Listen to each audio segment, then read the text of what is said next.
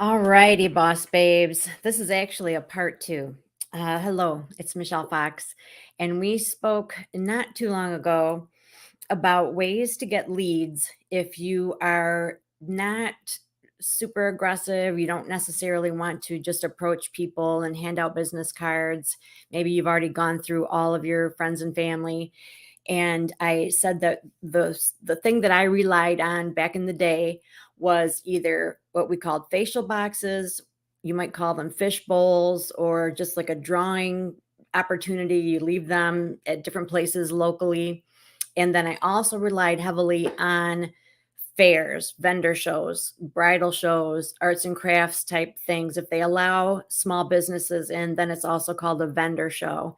And there were a couple of things that I kind of wanted to hit regarding the fishbowl concept that I didn't go over, but today I really want to hit hard on the fall vendor show because it is a primo time to get hooked up with that. Okay, and honestly, it's a beautiful time of year. It's a great way to become known in your community and to get tons of leads.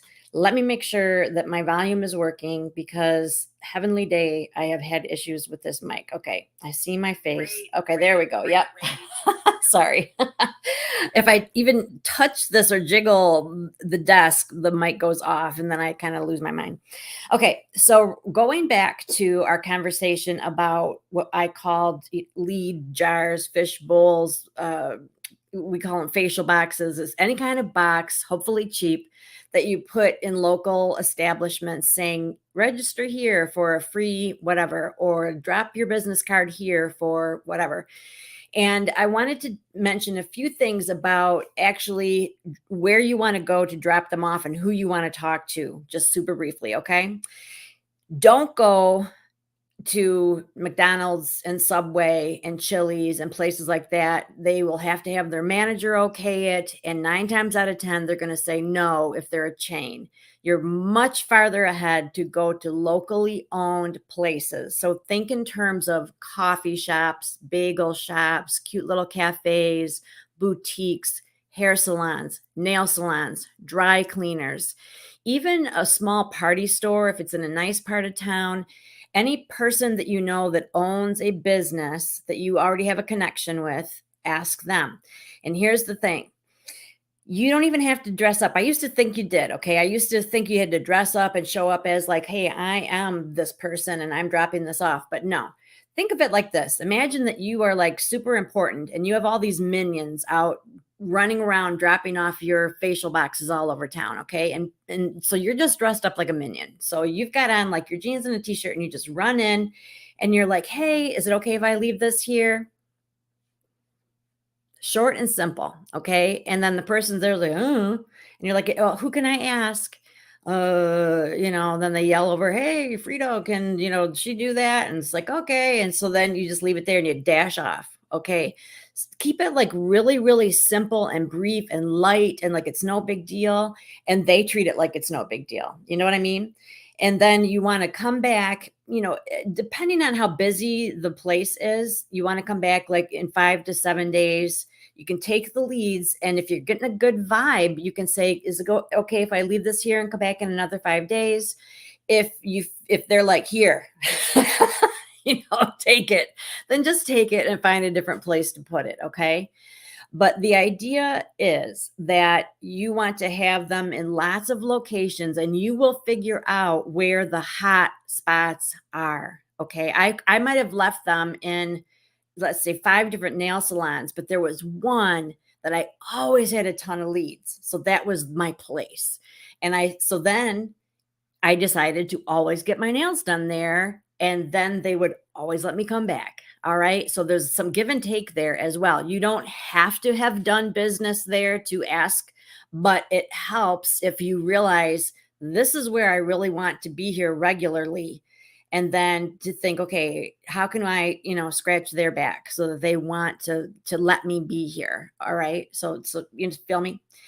And remember to keep them inexpensive because they will get lost or stolen or broken. So don't spend a ton of money or a ton of time putting it together. Just simple. You want it to be obvious, gaudy even, and you're just asking for names. Also, I like to word it such that everybody's gonna get something. So, for example, if I am, let's say I do eyelashes or something, and so I might say, register here, winner, one winner will get a full set of lashes free. Everyone else will get, 20% off their first application, something like that. So that here's what you're gonna know: everybody that's putting their name in there is expecting you to call and follow up and offer them that second thing. Whereas if it's just, there's only one winner, and then you're calling and telling everybody they're a winner, one, that's gimmicky and it's not true. But then it makes it a little bit harder to make all those calls. But if you are putting it out there, like there's going to be one grand prize winner, but everybody that puts their name in here, I'm going to get in touch with you for this. Sort of like the booby prize, the second prize. And what then is if their name is in there, they want what you have. So you better follow up. So you have no reason not to follow up. You can't use the excuse that I have phone anxiety or I don't know people or I'm shy. They're asking you to follow up with them. Okay. All right. So we're putting that on the shelf. That topic is closed. I'll put the name of that video in here somewhere later so that you can, if you didn't see it, you can go back and watch it. Okay. Now we're talking about fall vendor shows. Okay. Here's the deal. In the fall, everybody is doing some kind of get together, a harvest fest, a fundraiser. It might be just purely where it's tables set up for arts and crafts and vendors, or it might be where it's pumpkin carving and apple picking and things like that.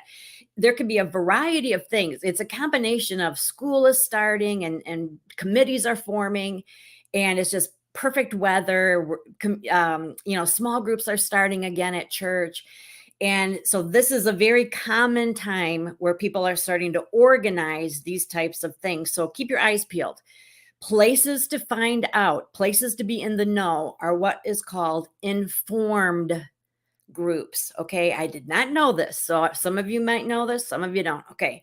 There's such a thing as your town and then the word informed on Facebook. So I live in Norton Shores. It's in the Muskegon area. So I looked up Norton Shores informed, Muskegon informed, Fruitport informed, Ferrysburg informed, North Muskegon informed. And I joined all of those things. All right. And it's just like a group of citizens that want to be in the know. And so that's where they post things like potlucks and, whatever.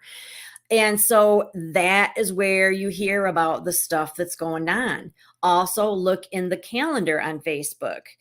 Facebook has so much there for you, and it is free. Okay. So when you're on there, instead of just letting that time get away from you and you're just scrolling aimlessly, be on purpose. Okay. There is so much in there for you. So look what is happening in your community that you can get a hold of and that you can be part of. If it's something that you can do for free, that is outstanding. Usually it's going to be anywhere from like $35 up to a few $100. I personally will not pay more than $50 for a table. If it's something that I really, really want to participate in, like a bridal show, and there's only one in my community, so I know all the brides are going to be there, I'll go in on it with several other people. But my industry, we can't even sell products at a vendor show. We can only collect names, and I'm going to explain that in a second. So it does not behoove me to like hand somebody $400 and set up a table and then leave that day with $0 in my pocket. You know what I mean? I mean, yeah, sure. I may have leads that could lead to money, but I may not. Right. So you've got to be careful. You really do. So, so figure out who's doing what, find out where you can get in, find out if there's already someone in your industry who has a booth. Okay. So let's get specific. Okay. So I'm in beauty and cosmetics, beauty and skincare. I can ask, is there somebody in my specific company? Yes or no? No. And I'll say, okay, then I will take a booth. But go beyond that. Say, how many beauty people? How many skincare and beauty people? Because there might not be a blankety blank girl, but there might be this and this and this and this and this company, and people get burned out. They are, if they've already been to four other cosmetics counters, they're not going to want to keep coming to another one. They're going to look for the jewelry or the scarves or the cute purses. You see what I'm saying? So find out what's going on. Be proactive. You are paying to participate in this thing, most likely. So you need to know what's what, and that's okay. All right. So find out what's going on. See who's all participating already. Decide if that's really something that you want to get involved in or not. If yes, get in there and be a woman of your word, for crying out loud. Or man, when you say, I want to participate in this, and they say, okay, it's $45, and you're like, okay, no problem. You better have like Venmo or PayPal or some way to pay it right now. It is so unprofessional to say that you want to participate in something and then just to kind of drag out the payment process. Boo on you, okay? Get it together. And if you don't have those, get them. It's not that hard. It is 2022, people. You need to know how to pay and receive payment electronically. It's not hard. You need to do it. If you're afraid of it, you need to get over it, because there's all kinds of protection out there. I don't know about, some are more safe than others. You can investigate that. But to be like, well, I don't use credit cards and I don't have a debit card and I don't do any of those online payments. I can't get cash until I get paid. I don't do checks. Nobody has time to figure that out. Okay. So that's just my little rant right there. Okay. So let's go on to what you want to look for in a good show. So is it at a good location? I was invited to a show once that was at kind of a rundown motel in a sketchy part of town. It was free. The people that were participating were people I knew, and they were classy, but the location was not a place that as a customer that I would go. I would not feel comfortable in that parking lot. I wouldn't want to look, I just wouldn't want to be affiliated, you know what I mean? And so check it out. Think about it. Is this in a good, safe place? Is it well lit if it's at night? Is there parking? That kind of stuff. It's nice when it's free, but sometimes free equals sketchy, and you don't need that. All right. Make sure that it's a reasonable price. Don't just assume that because it costs more that there's going to be more leads. That's not necessarily the case at all. Find out if they are providing tables and table coverings and chairs or not, because they either do or they don't. And it makes a big difference when you show up with all your stuff and you assume that they're giving you a beautiful giant 6-foot table and they're giving you nothing, and that the only space that you actually have is big enough for a card table and they were expecting you to bring it. So you need to know, what are they providing and what are you expected to provide? Is there electricity? Is there a refrigerator? If you're going to be there for 6-8 hours, you're going to need some food. You're going to need some water. You're going, some snacks and stuff. Is there a bathroom nearby? Because the people that are just coming to shop, they're in and out. But the people that are there for the show, they're going to need to use the bathroom. So it's okay to ask those questions. So in that same vein, should you bring a partner? It doesn't have to be someone on your team. It can just be your daughter or your husband or your mom or your neighbor. Just say, I just need somebody to talk to and somebody that can sit here and watch the money box while I go to the bathroom or while I go out and kind of chit chat among the people.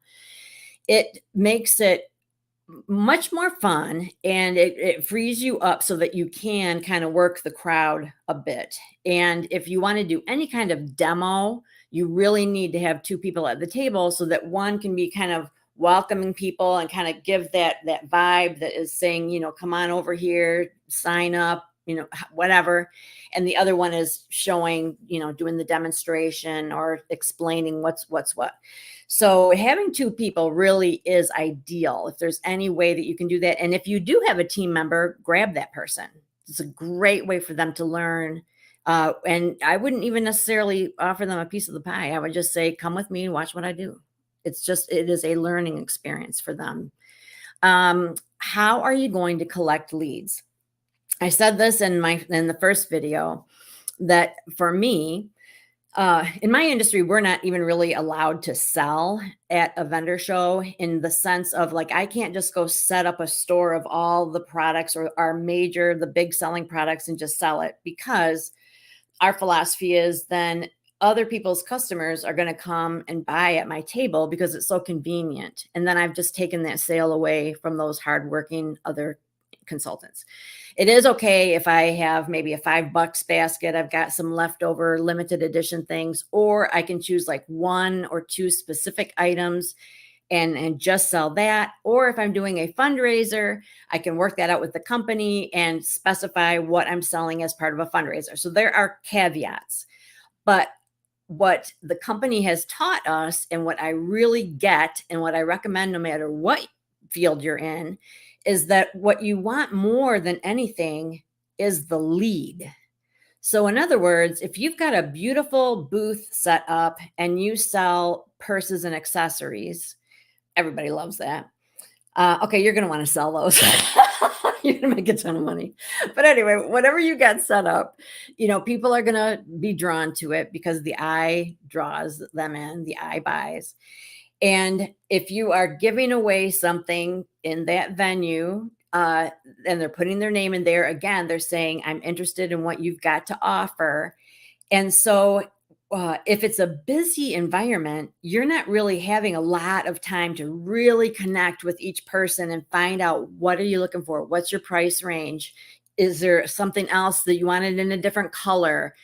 There are conversations to be had with these people, because these are like key people. They are choosing to come to your booth. They are saying, yes, I'm interested in what you have. And so more than anybody, more than the average bear, you want to connect with these people. So even more important than the sale in the moment is to get their information so that you can follow up with them. Hey, Susan, we met at the craft show in the park just yesterday, and remember I commented on how cute your dog was. Oh, that, blah, blah, blah. Yeah, I told you I was going to follow up, and you had signed up for that discount, so I want to explain that a little further. Whatever. Okay, there are scripts that you can find, I'm sure, no matter what industry you are in. There's something called scripting, where someone that's more experienced than you basically says, if you talk to them like this, you'll get a better response. And so if you have phone anxiety or texting anxiety or whatever, you can actually find out exactly what to say or text so that it sounds natural and gets the result that you want. All right. But the idea is that this is the starting point. This is where you are like finding the leads, but it's not the end. It's the beginning. You're always thinking of the next step, the next logical step.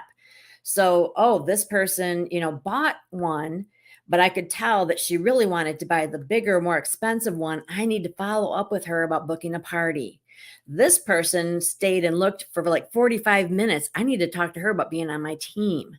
This whole family went gaga. They should all have a party at their house. You know what I'm saying? And make notes on things like, and what I usually do is, if they fill out a form with their name, phone number, whatever, put it in the box, then I, surreptitiously take it out. And then on the back, I'll write woman, red hat, cute dog, so that I can remember that person when I call or text. And it's more personal for me to say, hey, it's Michelle. Remember me? We chatted about your, little girl's glasses, how adorable they are. And then there's that connection and that feeling of familiarity, and that she's not just one of a whole bunch of people that you're calling, but you really specifically are contacting her for a reason, which you are. Okay. So isn't this fun? And this is just so simple, but I'm telling you, it works like magic. When you set up your table, there needs to be something to really draw people in. And things that I know work are to have it at varying heights. So you've got your table, and then you can just put the boxes that you receive your products in, flip them upside down, and then just cover the boxes in little fabric remnants. So go to Joann's or Hobby Lobby or Michael's, and there's like a bin of fabric remnants that you can get for like a couple bucks. And so you just kind of swirl the fabric around the box so that each one looks like it's a little display of something in particular. Okay. So you've got your table with the tablecloth. You've got little boxes set up here and there with a pretty little, pop of color. You've got some products there. I buy candy that is wrapped and then I sprinkle it all over the table. So if it's in the cool months, let's say I would do Hershey Kisses in holiday colors and sprinkle them all over. It's got the shine and the glitter, and there's something about the candy being spread out like that they are way more likely to take it than if it's in a candy dish. For some reason, people feel a little, oh, no, thanks, when it's in a candy dish and it's just at one end of the table. But when it's spread out all over the place, they're just like eating them like crazy. And again, it adds to that sense of familiarity, and it's casual and we're friends. And, I just gave you chocolate.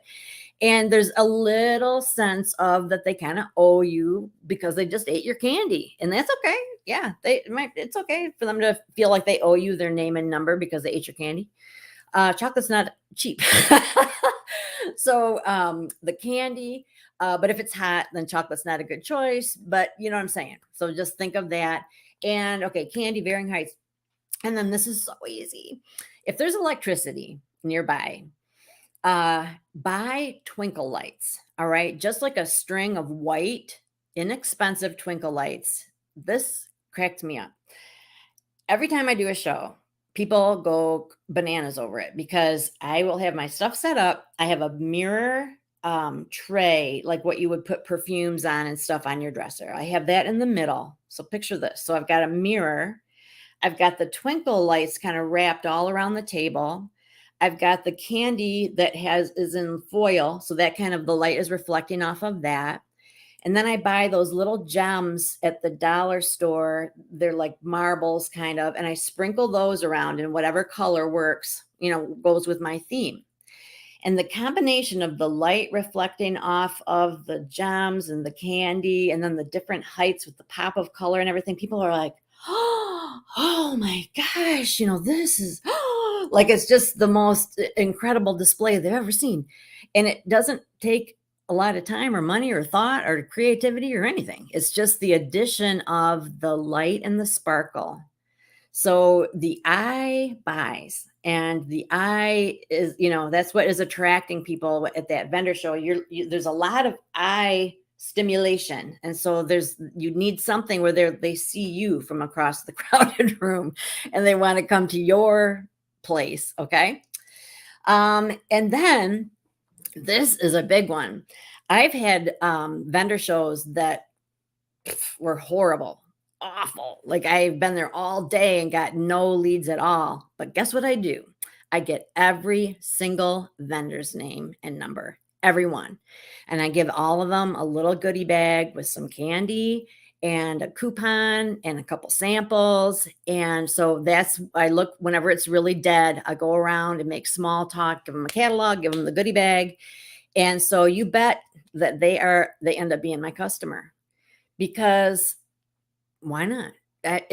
We understand, you scratch my back, I'll scratch your back kind of thing. I referred to that before. It's like, we get it. We know how this works. And so if they perceive that you've got it together and you are reaching out to them and they like you, I mean, obviously you need to be friendly and have a good vibe and everything. But if you make that effort, you're going to get customers of all of those vendors. And that right there makes it worth it. So I've had shows that just because I got the vendors as customers, it took a show that was a total dud and turned it into something that ultimately was very profitable. And I've even recruited some of them from other companies. So, you just never know. And then let's see, I feel like I have one more on there. Oh yeah. So if it's like really a good one, like if you're feeling like, dang, this is amazing. The flow of traffic is consistent.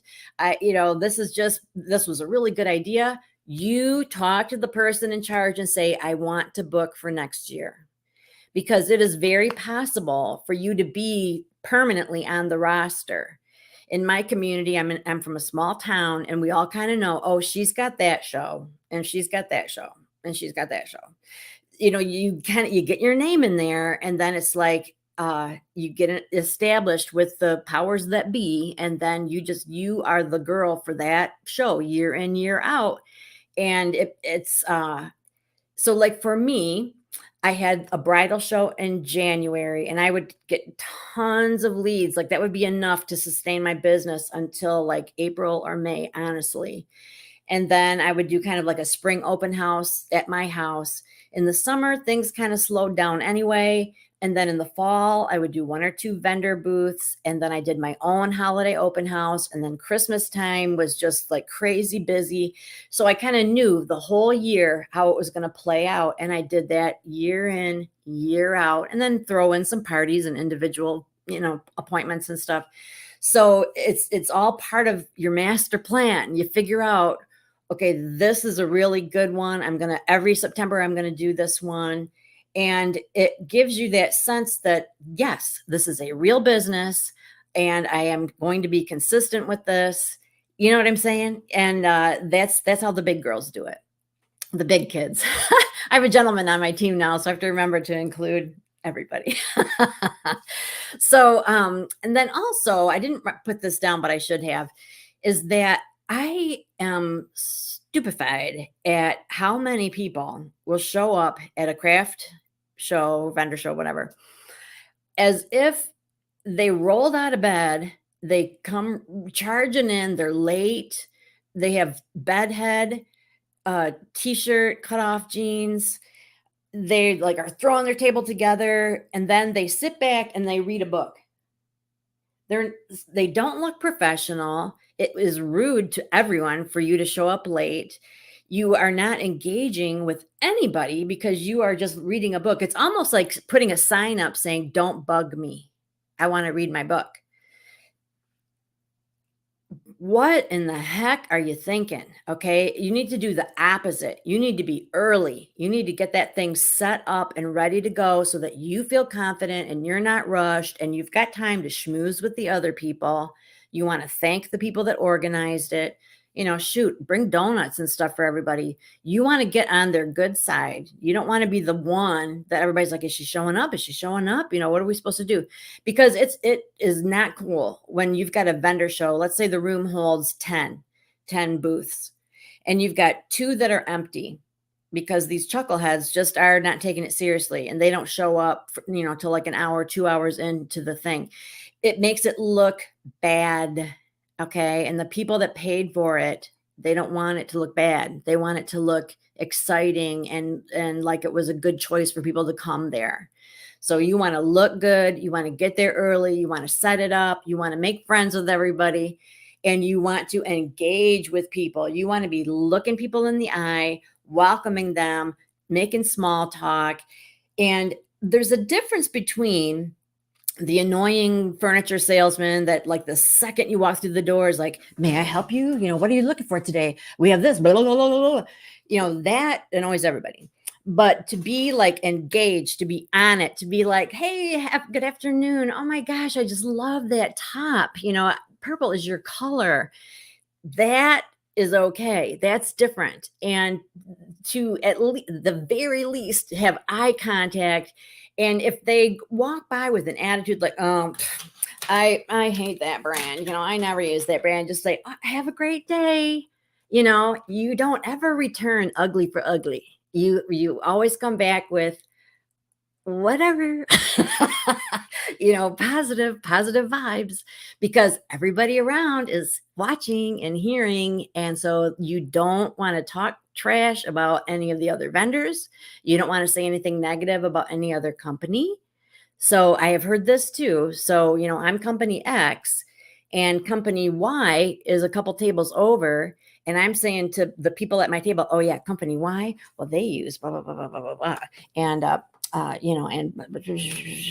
that is not a good thing either, because it's like we are all in this show together as vendors, and yet I'm like, trash talking somebody that's a couple tables over. It's not cool. All right, it's not professional. People don't do that, and it's just not acceptable. So, all right, so I kind of gave you a lot, huh? But it's a primo time. It really is, to get leads, and so don't miss this opportunity, and don't ever think that it's too early for holiday shopping. It is never too early for holiday shopping. I Every time I think that, then so let's say I think, oh, October, it's too early for my open house, so I'll do it like the first week of November, and the first 5 people through the door say, oh, I'm already done with my Christmas shopping. you know People shop early. So whatever. So think of what you want to promote. So if you've got something that is a really good holiday seller, that's fine. Know what you're going to promote. If there's something you can demo, that is outstanding. Whatever you're going to give away, have a giveaway. Guessing games are great. The probably, I don't know if it was the most recent one, but I'll give you a really good example. We were in a huge park in the middle of town. There were 3 of us involved, and we were giving away like a treatment. And so one of us was actually doing the treatment on people. It was a hand treatment. So one of us was doing the treatment on people so that they could experience it.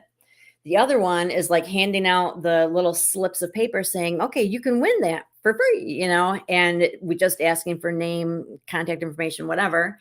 And then what was asked on the paper was they had to guess how many of something was in this other jar, which people love guessing games. And what we did is we put all these different products from our company in a big jar, different kinds of products. So it was even harder to guess. And they had to guess how many products were in the jar. So the closest to that got the free thing. But then we had like, and everyone who enters is entitled to a complimentary something something. You know what I mean? So that they again are expecting you to contact them. So I don't want to keep going because it'll be too long. Nobody will watch it. But so think it through. Okay, they are golden opportunities, and it's more than just about sales. You want to look sharp, you want to look the part, you want to just get everything out of it that you can. And if you are fully prepared in advance, you can do that. All right. And then if it's awesome, then you book it for next year. So I'm excited. I want to go get one. So let me know what you've done and what's worked for you. And if I forgot something, you're like, I can't believe we shouldn't talk about this, then go ahead and put that in the comments, because we all love to learn together. So thank you so much for your time. And I will post the name of the first video, like I said, in case you didn't see that one. I don't know what I called it, so I have to go look. All right. Thanks a lot. Have a great rest of your day. Bye.